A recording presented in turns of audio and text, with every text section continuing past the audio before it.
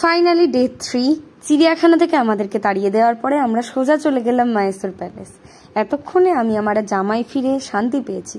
কি বকছিলাম সেটাকে একদম পাত্তা না দিয়ে তোমরা বাকি ভিডিওটা দেখতে থাকো।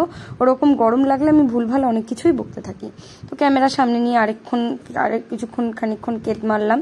এইসব করতে গিয়ে আমার সানগ্লাসটার স্ক্রু মাঝখান থেকে খুলে গিয়ে ভেঙে গেল।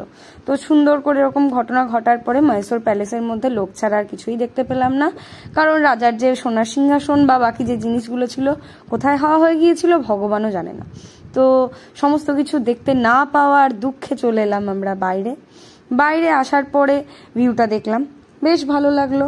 কারুকার্যগুলো সুন্দর, সেটা ভালো লেগেছে। কিছুক্ষণ বাইরে ঘোরার পরে আরেকটা অদ্ভুত জীবকে দেখতে পেলাম, সোয়েটার পরা।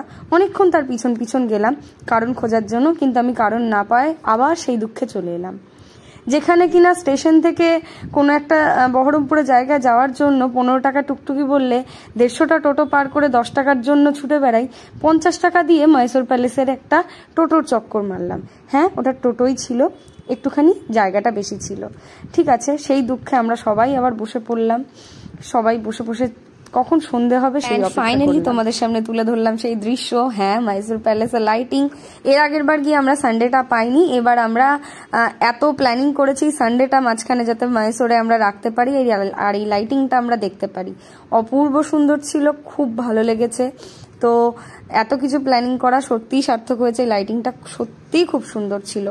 এতদিন ফটো ভিডিওতে দিয়ে দেখেছি আর চোখের সামনে দেখলাম। তারপরে তো হোটেলে এসে একটু রেস্ট নিয়ে আমরা ডিনার করতে চলে এসেছিলাম। চিকেন টিক্কা ছিল, বিরিয়ানি ছিল, ভাত আর মোমো। তো মোটামুটি 26 সাল অবধি ওদের ওখানকার দই সমস্ত শেষ করে দিয়ে এসেছে। কত বাটি দই খেয়ে এসেছে মোমো নিজেও জানে না। তো সবকিছু খাওয়া দাওয়ার পরেই যে আমি খানিকক্ষণ আবার বকবক করছিলাম, কিছুই না, টপটা নতুন স্টাইল বাজার থেকে 99-এ পেয়েছি, সেটাই মনে হয় দেখানোর একটু প্ল্যান ছিল আর কি। যাই হোক, আমার বকবক আর শুনতে হবে না। নেক্সট ভিডিওটা আসলে কিন্তু অবশ্যই দেখতে ভুলো না।